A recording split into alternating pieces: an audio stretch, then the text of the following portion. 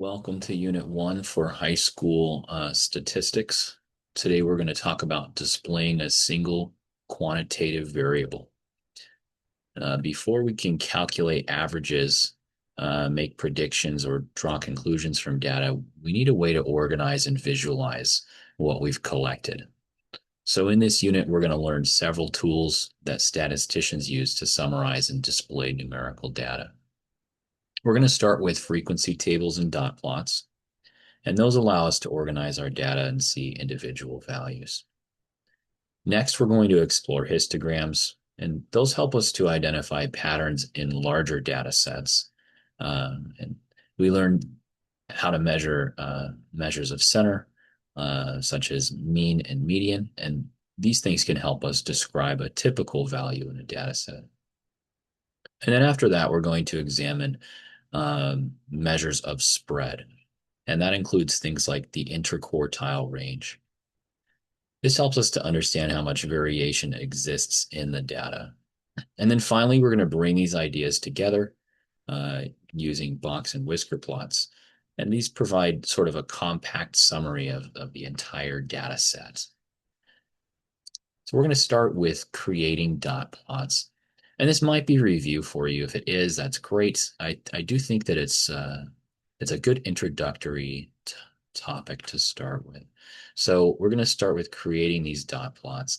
Lola is a coach for this football team, and there are a number of wins that the football team had in each of the last seasons, and we have that recorded here in the data. Notice that it's not in sequential order. Sequential order means that it's going in increasing order or even decreasing order.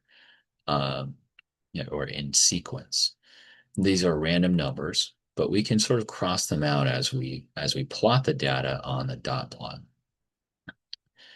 So it says using this data, create a dot plot. So we're going to start with the 5. We're just going to put one dot for the 5, cross out the 5. One dot for the 4, cross out the 4. One dot for the 7, cross out the 7. One for 6. Another one for 7, cross that out. And another one for 5 and cross that out. And that's all we have to do to make these dot plots. Fairly straightforward. Sometimes we have data that's not just written in a list. We have to examine data from a table. So this person, he's a bird enthusiast.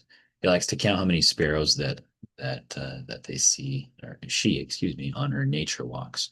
The frequency table shows the number of sparrows that she saw this week on her nature walks.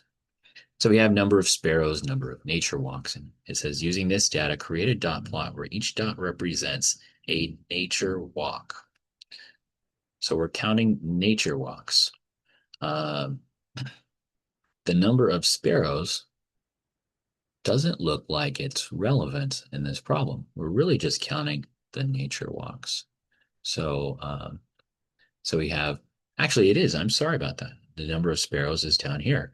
So you have 0, 1, 2, 3, and 4. Those are the number of sparrows.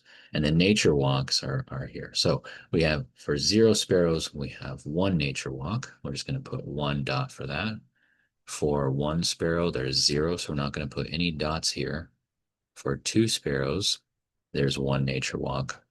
For 3 sparrows, there are 3 nature walks. So we're going to put 1, 2, 3 dots for the 3 sparrows. And then for 4 sparrows, there's 1 nature walk.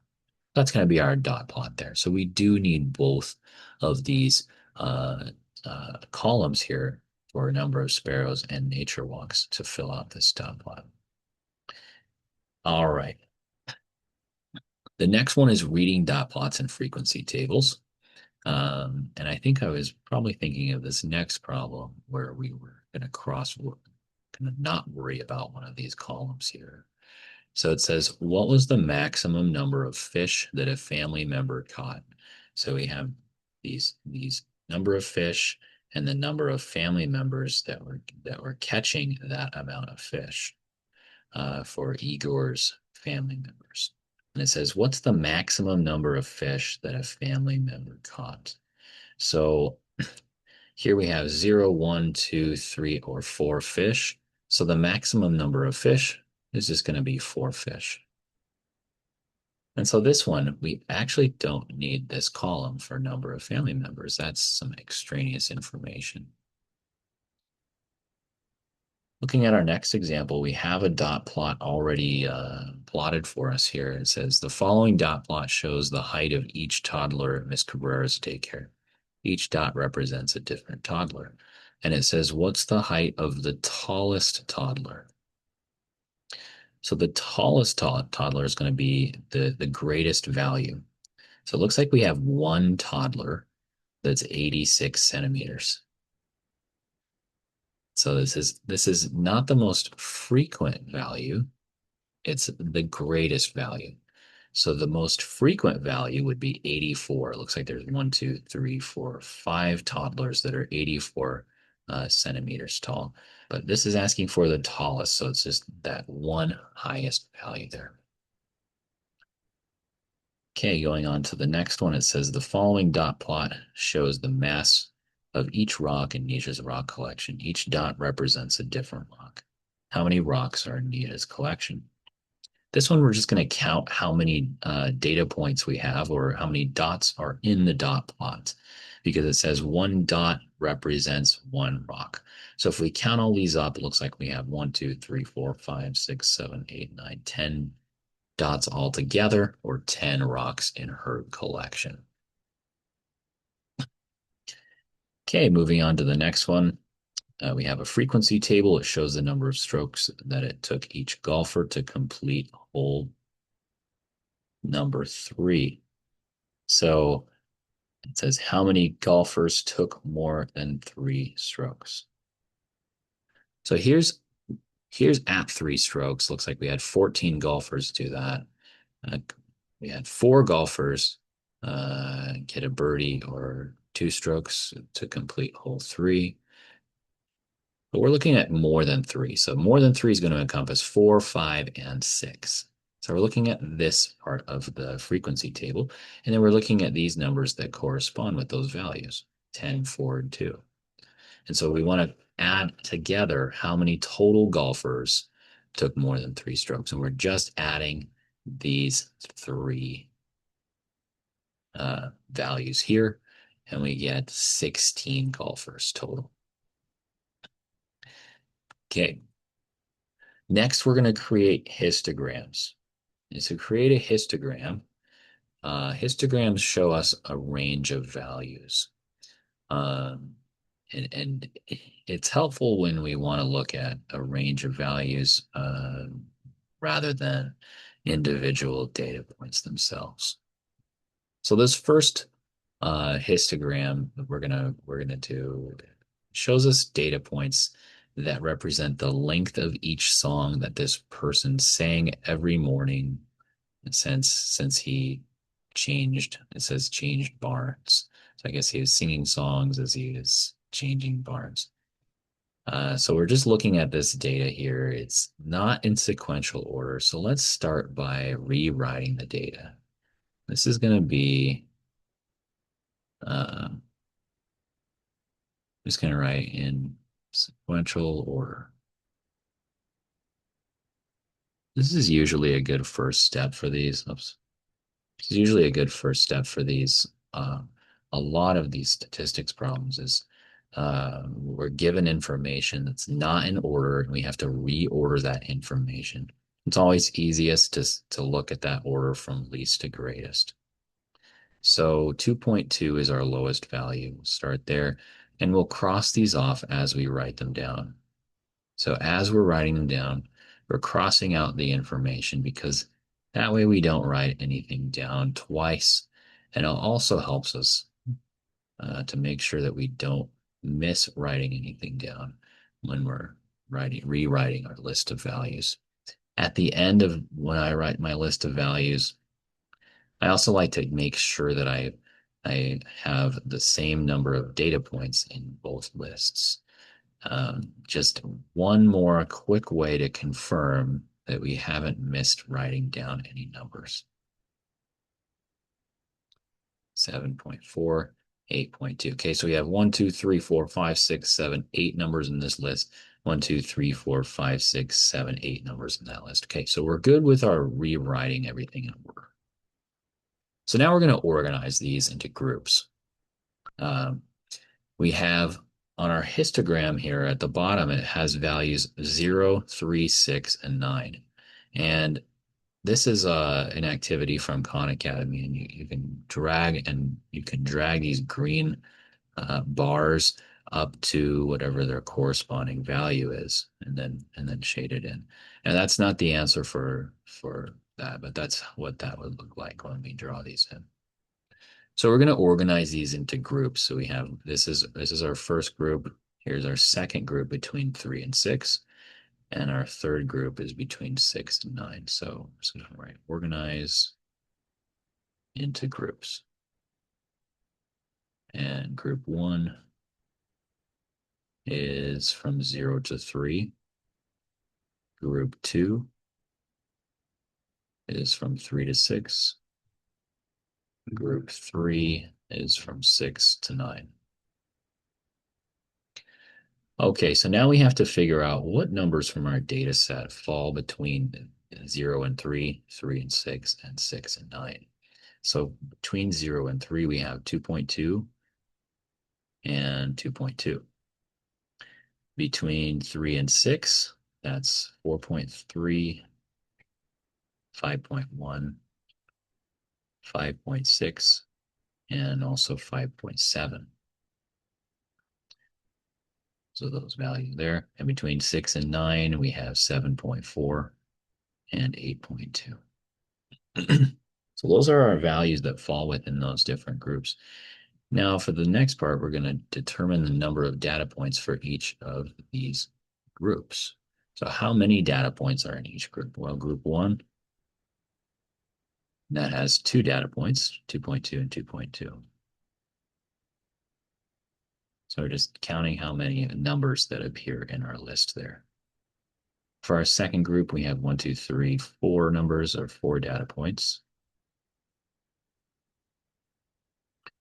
And for our third group, we have 2 data points, 7.4 and 8.2. Okay, so this is the information that we would need to gather in order to plot our histogram. So um, for step 4 is this graph. Okay, so between 0 and 3, we have 2 data points or 2 mornings that the length of a song was between 0 and 3 minutes. So we're going to go up to 2 on both of those, and then that's what our bar is going to look like for the histogram. For group 2, that's between 3 and 6, we have 4 data points or 4 mornings where a song was between 3 and 6 minutes long. So now this is going to go up to 4.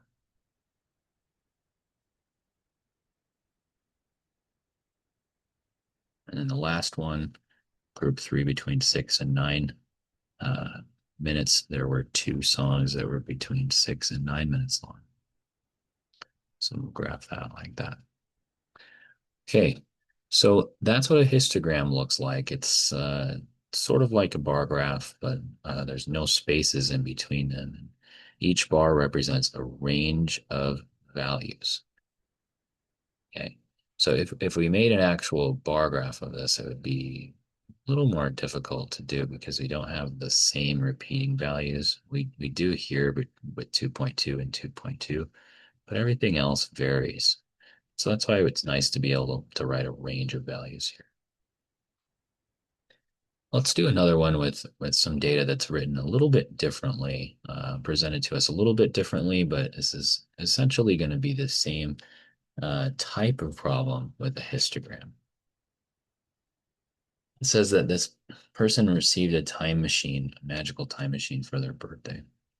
Below is the number of years that she went back in time, each of the 9 times that she used the time machine. It says use the data, make a histogram. For this histogram, each bin excludes the left endpoint and includes the right. Okay. So here's our data here. We'll start by rewriting this in order. So I'm just going to write step 1, order the data. Okay, so our lowest value is 1 and 2/3. Cross that out. 2, 3 and 1/3. Cross that out. 5 and 1/3. 5 and 1/2. Just writing these down, crossing them out, going from lowest to highest. 6 and 1/6. 6 and 2/3. 7 and 5/6. And finally 10. So we have 9 data points there. Let's double check that we have 9 on this side. 1, 2, 3, 4, 5, 6, 7, 8, 9. Okay. All right. So now we're going to find the groups or the intervals within the histogram. So group 1 is between 0 and 4. Group 2 is between 4 and 8. Group 3 is between 8 and 12. And then we're also going to figure out which numbers in our data fall in these groups. So it looks like we have 1 and 2/3, 2, 3 and 1/3 for group 1. For group 2, we have 5 and 1/3, 5 and 1/2, 6 and 1/6, 6 and 2/3, and 7 and 5/6. Between 8 and 12, we have 1 data point, and that's 10. Okay, for step 3, we're going to determine the number of data points that are in each set. Number of data points in each set.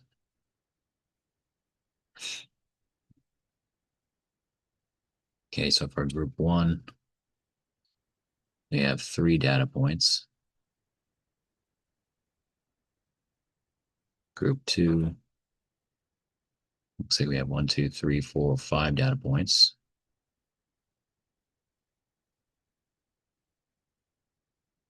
For group 3, we have just 1 data point. Okay, so now we're going to graph all this onto our histogram. So between 0 and 4, that's group 1. We have 3 data points. So we're just going to go up to 3 and draw our histogram. If you're using Khan Academy for this, it's just a drag and drop. Otherwise, you can just sketch on your graph like this. This is 5 data points between 4 and 8. And 1 data point between 8 and 12, which is group 3. Okay, and there's our histogram. Okay, next we're going to look at reading histograms. So we're going to have a histogram that's already given to us, and we have to look at some word problems and figure out what the histogram is telling us. So this first problem is about volume of water that somebody drank every day. We have volume in liters on the x-axis on the bottom section here, and then number of days on the y. And it says, how many more days did this person drink between 4 and 5 liters than when they drank between 1 and 2 liters of water? So each of these bars, it doesn't represent 1 liter of water or 2 liters of water. This first bar represents drinking between 1 and 2 liters of water. You do a different color there. So that's drinking between 1 and 2 liters of water. That's what that first bar represents. The next bar we want to compare is between 4 and 5 liters. So 4 and 5 is right there. So it says, how many more days do they drink between 4 and 5 than 1 and 2? Well, they drank 4 and 5 liters, between 4 and 5 liters for 8 days. So right between 4 and 5 liters, that was for 8 days. And then between 1 and 2 liters, that was for 4 days. Okay, so it just says how many more. That's just 8 minus 4, which is 4 days more.